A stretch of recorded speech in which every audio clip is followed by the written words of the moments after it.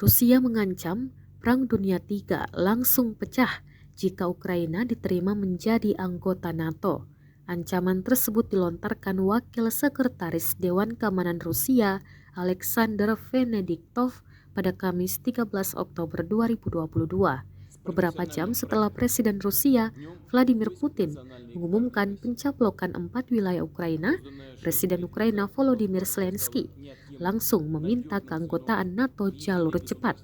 Permintaan Zelensky tersebut masih jauh dari kata terwujud karena semua anggota NATO harus memberikan persetujuan mereka. Kiev sangat menyadari bahwa langkah seperti itu berarti jaminan eskalasi ke Perang Dunia Ketiga, kata Venediktov dikutip TASS. Venediktov mengatakan dia merasa permintaan Ukraina untuk menjadi anggota NATO adalah propaganda. Pasalnya, lanjut Venediktov, Barat memahami konsekuensi dari keanggotaan Ukraina di NATO sebagaimana dilansir Reuters. Sifat bunuh diri dari langkah seperti itu dipahami oleh anggota NATO sendiri, ucap Venediktov. Sebelumnya, Putin telah berulang kali mencerca Amerika Serikat karena mendorong ekspansi NATO ke arah timur.